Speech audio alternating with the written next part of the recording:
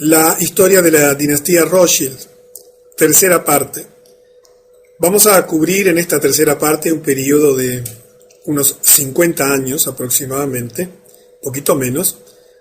Vamos a cubrir desde 1818, que habíamos dejado en la segunda parte, hasta el año 1861. Debemos comprender que la dinámica de los hechos, en la medida que avanzan y nos acercamos a nuestro tiempo, tiene periodos de acontecimientos extraordinarios, llamativos, sorprendentes, y tiene también periodos de preparación o periodos en los que las cosas no salían exactamente. Recordamos de la segunda parte, por ejemplo, cómo el Congreso de Viena fue un intento fallido ya de establecer en aquel momento el gobierno mundial, y cómo tuvo la oposición de Rusia, de la familia del zar, que bueno, después veremos cómo termina esa historia cuando llegamos ya al siglo XX. Por lo tanto, hoy vamos a ver uno de esos periodos en el cual hay una serie de hechos importantes, pero no extraordinarios, no llamativos, no de esos que, bueno, como una guerra o cosas por el estilo, que son espectaculares y que llaman la atención. Pero de todos modos vamos a seguir viendo hechos muy importantes que van a ir poco a poco armando el esquema de dominio mundial necesario para establecer un sistema de gobierno mundial con un completo control de toda la humanidad. Antes de continuar, quiero hacer algunas precisiones. Este tema es naturalmente polémico. Es un tema que sorprende para quienes no tienen conocimiento de esto. Es un tema que puede afectar las creencias de muchas personas, porque en la medida que avancemos, inevitablemente tenemos que tocar instituciones de orden religioso, políticos, civiles, que pueden afectar o lesionar o, digamos, afectar, diríamos que es la palabra correcta, las creencias de quienes estamos aquí. Yo quiero ser bien preciso en cuanto a que esto es una cronología de hechos. Intento por todos los medios a mi alcance evitar adjetivar, calificar, evitar mi subjetividad, y trato de ser lo más fiel posible a la cronología de los hechos, describiéndolos en sí mismos tal como ocurrieron, cuando los hechos no están totalmente probados o cuando son controvertidos, también lo aclaro. Pero es importante que comprendas que aquí no hay juicio para ninguna persona. Nosotros debemos amar a todas las personas por igual, independientemente de su raza, de su religión, de su posición política, de sus creencias. Distinto es con las instituciones. Las instituciones albergan dentro de ellas personas buenas y personas malas, pero las instituciones sí tienen un dogma, sí tienen una filosofía, sí tienen estatutos, sí tienen documentos que las rigen, y ellas sí pueden ser objetos de crítica o de rechazo. Digo esto porque la mayor parte de las personas que me escriben, casi en su totalidad, agradecen, están felices de tener esta información. Sé que a algunas les da miedo, preferirían no saber de estas cosas, se sorprenden y no saben qué hacer, pero alguna que otra se siente, como podríamos decir, como herido, como lastimado en sus creencias, porque de pronto está en una de esas instituciones que aparecen y que, más allá de tus creencias y de tus opiniones, lamentablemente son parte de ese proyecto de dominación mundial. Y hago esta aclaración para que comprendas que intento ser lo más objetivo posible y que todo esto tú lo puedes comprobar por ti misma o por ti mismo, siempre y cuando tengas la apertura mental, afectiva, espiritual que se requiere para cuestionar las creencias que nosotros tenemos. Y siempre que hablamos de estas cosas tenemos que ser sumamente respetuosos con las ideas y con las creencias de todos. Dicho esto, entonces, continuemos con el tema central de la conferencia. Habíamos llegado en la segunda parte hasta el 1818. En 1821, Karl Rothschild fue enviado a Nápoles, Italia, y allí terminaría haciendo muchos negocios con el Vaticano y con el Papa Gregorio XVI, quien posteriormente le confiere la Orden de San Jorge. Además, y estos son hechos históricos que tú puedes confirmar, cada vez que el Papa recibía a Kálmán, le daba la mano, en lugar de la habitual costumbre de aquella época de inclinarse para besarle los pies, lo que demuestra el alcance del poder que tenía Kálmán Rothschild sobre el Vaticano. En 1822, el emperador de Austria nombró a los 5 hermanos Rothschild varones. Nathan Meyer Rothschild optó por no aceptar el título. Y en 1823, los Rothschild se hacen cargo de las operaciones financieras de la Iglesia Católica en todo el mundo. Verás cuando lleguemos al siglo XX, cuando todo esto que había comenzado a gestarse y que afectaba, por ejemplo, a la Iglesia Católica, surge a luz, y te vas a sorprender de las cosas que te vas a enterar que tienen que ver, por ejemplo, con los manejos financieros de los Rothschild, que en realidad manejan todas las grandes fortunas de todos los lugares y de todas las familias y de todos los grandes negocios y complejos industriales del mundo. Pero sigamos adelante, porque en 1827 ocurre una presencia importante en la historia, en el desenvolvimiento de la historia mundial, que es la presencia de Sir Walter Scott. Él publica una obra maestra muy conocida, 9 volúmenes, sobre la vida de Napoleón. Y en el volumen 2, él afirma que la Revolución Francesa fue planeada por los Illuminati, Adam Weishaupt, y que fue financiada por los cambistas de Europa, los Rothschild.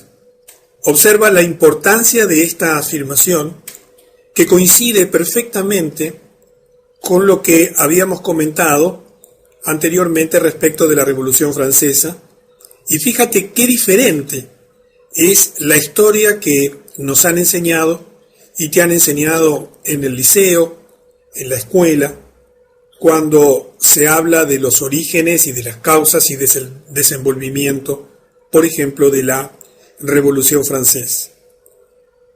Y ahora llegamos a un acontecimiento muy importante dentro de la historia de los Estados Unidos y del desenvolvimiento moderno de todo este tema de las finanzas en el mundo. En 1832, el presidente Andrew Jackson, el 7º presidente electo de los Estados Unidos, que actuó como tal desde 1829 hasta 1837, dirige la campaña para su segundo mandato en el cargo bajo el lema Jackson y ningún banco. Esto es en referencia a su plan de tomar el control del sistema del dinero americano para beneficiar al pueblo estadounidense y no para la especulación de los Rothschild.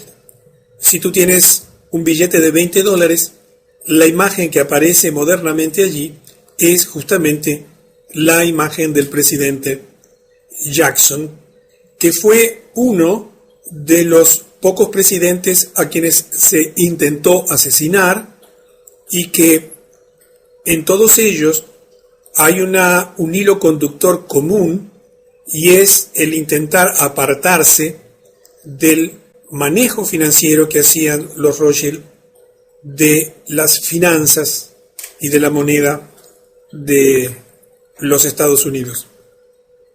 Es interesante que apenas un año más tarde, en 1833, el presidente Andrew Jackson comienza la eliminación de los depósitos del gobierno, que en ese momento estaban depositados en el segundo banco de los Estados Unidos, que recuerda que era el Banco Central de los Estados Unidos, al cual se le había dado una segunda concesión. La primera había caducado allá en 1811 y que estaba controlado por los Rothschild. Y en su lugar ordena depositar todos los fondos públicos en bancos dirigidos por banqueros demócratas. Obviamente esto generó una respuesta inmediata de los Rothschild. Se dice que los Rothschild entraron en pánico, haciendo lo que mejor sabían hacer, contrayendo la oferta monetaria para causar una depresión financiera.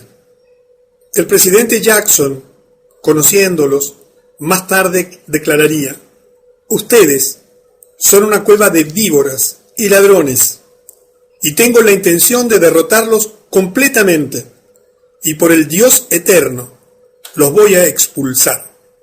Esto es historia, son datos confirmados, cosas que tú puedes verificar que ocurrieron en ese tiempo y que realmente tuvieron una importancia trascendente, no solamente por lo que ocurrió puntualmente en su tiempo, sino para ayudarnos a entender la verdadera lucha por el poder que existe detrás de los gobiernos y particularmente en la potencia mundial angloamericana. En 1834, los Illuminati toman una decisión muy importante, que es nombrar al líder revolucionario italiano Giuseppe Mazzini, seleccionado para dirigir su programa revolucionario en todo el mundo y actuar en esa capacidad hasta su muerte en 1872. Seguramente en tu país o en tu ciudad debe haber algún monumento allí en honor a Giuseppe Mazzini, alguna cuadra, alguna calle que lleva su nombre. Este fue un personaje importantísimo porque tenía como tarea principal coordinar la exportación de toda esta revolución Illuminati al resto del mundo. Es famosa su carta al clero italiano, una carta que hoy es de dominio público, que la puedes encontrar en internet, totalmente escrita en italiano, en la cual en 24 carillas él hace reflexiones muy interesantes sobre el clero y la sociedad, sobre las ideas de los Illuminati en relación al comportamiento de la Iglesia y demás, que verdaderamente son un documento histórico absolutamente trascendente. Y vemos cómo poco a poco los Illuminati van instrumentando todas las instituciones, todas las herramientas, todos los organismos, todos los mecanismos financieros necesarios para ir extendiendo a todo el mundo su proyecto de dominación mundial. Y llegamos a 1835, un año muy importante, porque el 30 de enero un asesino intenta disparar al presidente Jackson, pero milagrosamente luego de 2 intentos, el asesino falló. El presidente Jackson declararía más tarde que él sabía que los Rothschild eran los responsables del intento de asesinato. El asesino, Richard Lawrence, que fue declarado no culpable por razón de locura, más tarde se jactaría que los poderosos de Europa lo habían contratado y prometido protegerlo si era capturado. Verás que en esta tercera parte de la dinastía Rothschild terminamos justamente con Abraham Lincoln, el 16º presidente de los Estados Unidos, que sí fue asesinado.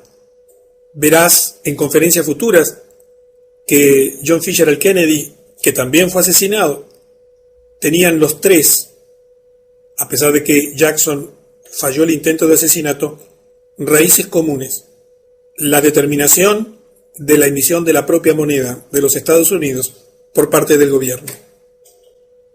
En la medida que avanza el tiempo, se va extendiendo la influencia también a las esferas industriales. Y comienzan, como ya vimos en la conferencia anterior, el dominio por parte de los Rothschild de industrias claves en el desarrollo del poder militar, en el desarrollo del poder industrial, de la tecnología. Y así, en ese mismo año, en 1835, los Rothschild adquieren los derechos sobre las minas de azogue de Almadén, en España. En su momento, en esa época, fue la concesión más grande del mundo por parte del Estado a una empresa privada. Y como el mercurio, el azogue es mercurio líquido, se trata de un componente vital en la refinación del oro y de la plata. Esta concesión les dio a los Rothschild un monopolio virtual, un monopolio de hecho en este mercado. Cuando te pones a analizar, además, el tema del azogue y del mercurio, dentro de la alquimia, que es parte de un conocimiento esotérico oculto, te sorprendes de todo lo que hay detrás del mercurio y del azogue. Esta gente, por supuesto, conocía en detalle perfectamente todo lo que este mineral representaba. Por otra parte, fue el primero de los planetas que se denominó con un nombre mitológico. Y la historia continúa. Aparece otro personaje muy importante. En 1836, después de sus años de lucha contra los Rothschild y su banco central en los Estados Unidos, el presidente Andrew Jackson consigue finalmente expulsar a los Rothschild del Banco Central de los Estados Unidos cuando se les niega la renovación de la concesión que se le había otorgado años antes para el segundo banco. Allí comienza un periodo similar a lo que ocurrió en 1812 cuando el fracaso en el Congreso de Viena. Los Rothschild ya querían tener el control total de la emisión de la moneda en los Estados Unidos. Y demoraron varios años, hasta 1913, cuando fueron capaces finalmente de crear su tercer banco central en los Estados Unidos, la Reserva Federal, que continúa hasta nuestros días. Pero es interesante que en la medida que iban avanzando en su estrategia, frente a cada fracaso aprendían y tomaban acciones y decisiones para no volver a fracasar. Y de ese modo, para garantizar que no se cometerían nuevos errores en el futuro, esta vez pusieron una línea de sangre directa a Jacob Schiff a cargo del proyecto de volver a tomar el control del Banco Central de los Estados Unidos. En ese año muere Nathan Meyer Rothschild y el control de su banco, Rothschild y Sons, Rothschild e hijos, se transmite a su hermano menor, James Meyer Rothschild. Entre los años 1837 y 1841 ocurrieron algunos hechos también significativos. Por ejemplo, en 1837, los Rothschild enviaron a uno de los suyos, a August Belmont, a los Estados Unidos para salvar sus intereses bancarios, derrotados transitoriamente por el presidente Andrew Jackson. En 1840, los Rothschild se convirtieron en los corredores de oro para el Banco de Inglaterra y además instalaron agencias en el extranjero, particularmente en California y en Australia. Y en 1841, el presidente John Tyler, el 10º presidente de los Estados Unidos, que presidió ese país entre 1841 y 1845, vetó la ley para renovar la concesión para el Banco de los Estados Unidos solicitada por los Rothschild. Se dice, y la historia aparentemente así lo prueba, que recibió cientos de cartas en las que se amenazaba con asesinarlo. Y esto es una constante en la historia de los Estados Unidos, esa sórdida lucha por detrás del poder.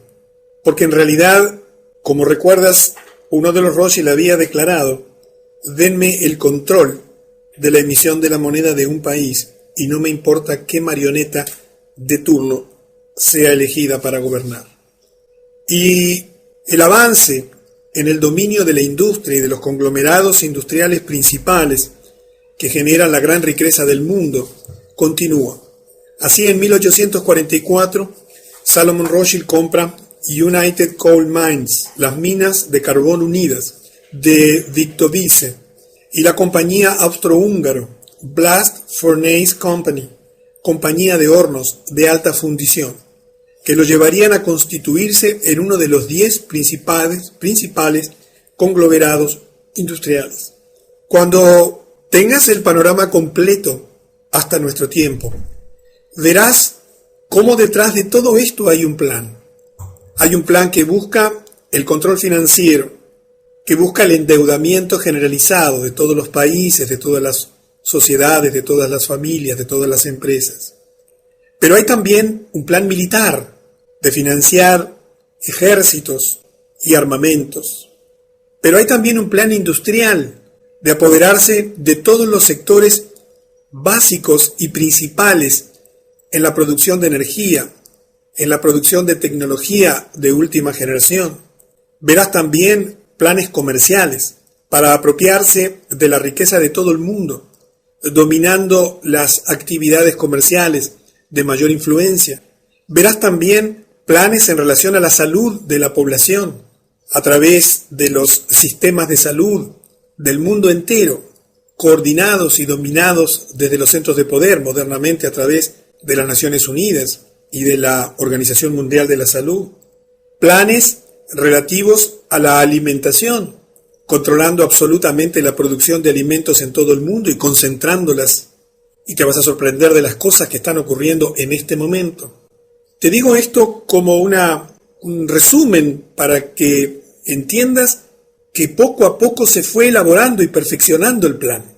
En la medida de que avanzaban los años, los planes se iban perfeccionando porque además las tecnologías y los medios de comunicación que disponían por su enorme capacidad de concentración de capital, les permitiría siempre seguir creando y diversificando planes que en definitiva llevarían al control completo de la humanidad.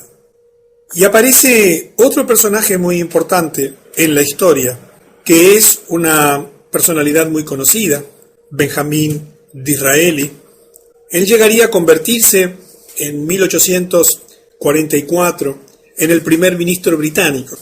2 veces publica Königsberg, en la que caracteriza a Nathan Mayer Rothschild como el señor y maestro de los mercados monetarios del mundo, y por supuesto, prácticamente dueño y señor de todo lo demás. Literalmente, con su garantía, sostiene los ingresos de la Italia meridional. Reyes y ministros de todos los países cortejan su consejo y son guiados por sus sugerencias. Benjamín Disraeli era la marioneta, es decir, el primer ministro británico, financiado y puesto en ese lugar de influencia, nada menos que por los propios Rothschild. Y si eso lo miras en lo que está ocurriendo hoy modernamente, también ocurre exactamente en todos los centros de poder principales del mundo. Quienes llegan a gobernar lo hacen justamente por las esferas de influencia que tienen estos banqueros internacionales a través de los mecanismos de financiamiento del poder. Y llegamos a un año en el cual hay una declaración muy importante, el año 1845, en la cual muere el gran patriota americano Andrew Jackson, el 7º presidente de los Estados Unidos. ¿Recuerdas? Antes de su muerte, se le pregunta cuál consideraba su mayor logro como presidente. Sin dudar, respondió: yo maté el banco. Y esto era en referencia al hecho de que había marginado al segundo banco de los Estados Unidos en 1836. Los hechos cobran sentido y el rompecabezas comienza a armarse cuando te permites avanzar en el tiempo y comienzas a interrelacionar las cosas, porque allí es que la verdad que se ha intentado ocultar a lo largo de los siglos surge a luz en forma absolutamente evidente. En 1845 también, Jacob Meyer Rothschild, quien ya se había casado con su sobrina, recuerda las costumbres de mantenerse dentro de la línea sanguínea, casándose entre primos hermanos, con su sobrina Betty, la hija de Salomón Rothschild. Este hombre Jacob, ahora conocido como el barón James de Rothschild, gana el contrato para construir la primera línea de ferrocarril más importante del país, continuando con la extensión de su imperio económico. Se le llamaba el chemin de fer del norte, el camino de hierro del norte, y corrió inicialmente entre París y Valenciennes, para luego unirse a la red ferroviaria de Austria, construida por su hermano y padre de su esposa, Salomón. Y en la medida que la tecnología avanza también el dominio de esa tecnología por parte de los Rothschild y las inversiones cuantiosas en todos los sectores generadores de dinero a escala global. En Inglaterra la influencia, ya la sabemos, muy importante desde siempre. En 1847, Lionel de Rothschild, ahora casado con la hija de su tío, Kalman Rothschild, es elegido como parlamentario por la ciudad de Londres, y allí tienes una imagen que ilustra el momento que ingresa para el juramento de rigor. Pero en ese momento de la historia había un problema para este hombre Lionel Rothschild. Él era judío y en ese momento era de rigor un juramento basado en la fe cristiana para acceder al escaño en el Parlamento. Lionel de Rothschild se negó a hacerlo debido a que era judío, y su escaño en el Parlamento quedó vacío sin que nadie lo ocupase durante 11 años, hasta que nuevos tipos de juramentos fueron permitidos. Sin duda que él debe haber sido un representante de incalculable valor para su electorado, por el hecho de que nunca pudo votar un solo proyecto de ley, porque no pudo entrar en el Parlamento, y sin embargo se las arregló para mantener su escaño parlamentario durante 11 años sin ejercerlo. Estamos hablando de la primera potencia mundial en aquel momento, un parlamentario que no podía ejercer su mandato y que sin embargo conservaba el cargo. Y ahora llegamos a un año también muy importante para la historia de la humanidad, que fue 1848. Allí, en ese año, Karl Marx publica el Manifiesto Comunista, Das Kapital. Y es interesante que al mismo tiempo que él trabajaba en esta publicación, Karl Ritter, en la Universidad de Frankfurt, estaba escribiendo la antítesis que serviría como base para Nietzsche, el nietzscheanismo. Ritter fue un hombre muy interesante. Él dejó una obra extraordinaria, su nombre era Karl, y él teorizó muchísimo sobre la relación entre los estados y la naturaleza, entre la física, el lugar físico donde vivían los países y los pueblos, y desarrolló una teoría muy revolucionaria que sirvió de base y que fueron adoptadas después por estrategas nazis como Karl Haushofer, que era un geoestratega del nazismo, porque él, entre otras cosas, había justificado la teoría denominada del espacio vital y decía que a una costa de la eliminación de otra nación o pueblo, eso era legal y justo, interpretando que la conquista de ese pueblo, de esa nación, era una necesidad biológica para el crecimiento del Estado, y que cuando esa necesidad aparecía, era correcto eliminar otra nación o pueblo. Y eso fue justamente una base del nazismo. Nietzsche también tuvo una influencia muy importante, porque estas escuelas combinadas, y particularmente la de Nietzsche, se desarrolló más tarde en el fascismo y luego en el nazismo, y se utilizó para fomentar, como después veremos, las dos primeras guerras mundiales. Lo interesante es quiénes estaban detrás de la financiación de estos pensadores de ese tiempo, entre comillas. Tanto Marx como Ritter, como Nietzsche, fueron financiados bajo la instrucción de Rothschild. La idea, y aquí te recuerdo el año 1776, cuando Weishaupt formula el documento constitutivo, fundacional de los Illuminati. La idea era que quienes dirigen la conspiración global podrían usar las diferencias entre estas ideologías para dividir más y más en grandes facciones a la raza humana. Y mira si lo lograron, dividirla en campos opuestos, de modo que pudieran armarlos luego del lavado de cerebro, para así combatir y destruirse entre sí. Y en particular, con el gran objetivo de destruir todas las instituciones políticas y religiosas. Cuando uno entiende cómo se fueron desarrollando los hechos, cuando uno comprende cómo los medios de información que ya estaban en sus manos, recuerda el dominio de toda la prensa escrita y todos los medios de impresión, las grandes editoriales y demás. Cuando uno comprende ese proyecto de dividir para reinar, de armar a las partes en conflicto, fomentando las peleas y divisiones entre otros, entre ellos, para que se autodestruyan, uno entiende mucho mejor la historia de estos últimos 2 siglos. Y vamos a presenciar una declaración interesante de una señora que era la madre de los Rothschild. En 1848, en primer lugar, muere Eva Janot, la esposa de Amschel, y en 1849 muere Gutel Schnapper, la esposa de Meyer Rothschild.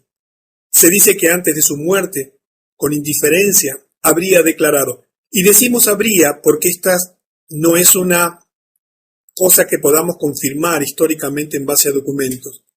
Si mis hijos no hubiesen querido guerras, no habría habido ninguna. Es de las tantas cosas que no se pueden probar, pero que perfectamente encajan en el rompecabezas general. Más allá de ser verdad o no esta afirmación, lo que sí era verdad, indiscutiblemente, y sigue siéndolo, es la capacidad y la determinación para financiar a los bandos en pugna. Y el imperio económico ya era abrumador. Recuerda que a fines del siglo XIX, o sea, a fines de los 1800, ya los Rothschild dominaban o tenían en su poder, a través de los conglomerados industriales y comerciales y financieros y militares, más del 50% de la riqueza mundial. Y comienza una costumbre que se extendió hasta nuestro tiempo, la construcción de grandes mansiones, denominadas casas solariegas, pequeños castillos. En esa década de 1850 comenzó esas construcciones como demostración de poder, y fue en la zona de Ventmore, por ejemplo, en Inglaterra, en la zona de las Ferrières, en Francia. Aquí tenemos un ejemplo de un pequeño castillo, el Waddesdon Manor, propiedad de uno de los Rothschild, que hoy fue donado por parte de los Rothschild al gobierno inglés en el sur de Inglaterra, pero que es administrado por la familia Rothschild. Estas construcciones de casas solariegas se extenderían en todo el mundo, todas ellas llenas de obras de arte de incalculable valor. Se dice que James Rothschild en Francia, poseía una fortuna de 600 millones de francos, que en ese momento era unos 150 millones de francos, mayor que todos los otros banqueros de Francia juntos. Como verás, es un periodo de crecimiento comercial e industrial, además del crecimiento financiero. Los Rothschild comprendían claramente que para poder llegar al control completo de los gobiernos y de la humanidad, necesitaban extender al máximo posible el control de todas las actividades humanas principales. En 1852, Rothschild e hijos comienza el refinamiento del oro y la plata para la Casa de la Moneda Real y el Banco de Inglaterra, y también para otros clientes internacionales. En 1853, Nathaniel de Rothschild, el yerno de Jacob, Santiago, no James, compra el Chateaubriand Mouton el viñedo Burdeos de Mouton y cambia su nombre a Chateau Mouton Rothschild, siendo hoy una bodega de reconocido prestigio a nivel mundial, inmensamente rica. En 1854 y 55 mueren varios integrantes de la familia Rothschild y recuerda que quienes heredaban eran los hijos menores, varones, de la familia que quedaban a cargo de la responsabilidad de los negocios heredados. Y recuerda también que las mujeres eran muy importantes porque la herencia judía se transmite a través de la mujer. Y llegamos a el 1858, donde Lionel de Rothschild, recuerdas que había quedado imposibilitado de acceder al escaño en el Parlamento inglés por negarse correctamente, de acuerdo a su fe religiosa, a hacer un juramento sobre una fe de otra religión. Finalmente toma su escaño en el Parlamento, cuando la obligación de prestar juramento en la verdadera fe de un cristiano es ampliado para incluir otros juramentos habilitantes. Se convierte así en el primer miembro judío del Parlamento británico. Era necesario tener el control o la influencia también en los ambientes políticos principales. Y vamos acercándonos al final de esta tercera presentación. Estamos llegando a un acontecimiento también muy importante en la historia de los Estados Unidos. En 1861, el presidente Abraham Lincoln, el 16º presidente de los Estados Unidos, desde 1860 hasta su asesinato 5 años más tarde, en 1865, se acerca a los grandes bancos de Nueva York para tratar de obtener préstamos en apoyo a la guerra civil de Norteamérica, que en aquel momento estaba desgarrando la nación. En tanto que estos bancos, estos grandes bancos, estaban bajo la fuerte influencia de los Rothschild, le ofrecen un trato que sabían que él no podía aceptar, un interés del 24 al 36% sobre todo el dinero depositado. Lincoln se enoja por el alto nivel de interés, por lo que imprime su propio dinero. Allí tienes 2 ejemplos de las notas de deuda de dinero que se habían impreso en aquel momento. E informa al público que se trata de ahora en más de una moneda de curso legal, aplicable también para el pago de deudas públicas como privadas. Y comienza entonces una puja por el control financiero de la nación. Y aparece otro presidente que se opone tenazmente al poder que los Rothschild pretendían ejercer. Y todos sabemos cómo terminó. En 1865, asesinado. Pero de eso nos vamos a enterar en detalles en la cuarta parte de la historia de la dinastía Rothschild, cuando ahí sí vamos a entrar en acontecimientos ya trascendentes, porque nos estamos acercando al final del siglo XIX y el comienzo del siglo XX tiene acontecimientos extraordinarios, la fundación de la Reserva Federal, la Primera Guerra Mundial y otras cosas cuyo conocimiento te van a sorprender. Así que nos veremos en la cuarta parte de la dinastía Rothschild.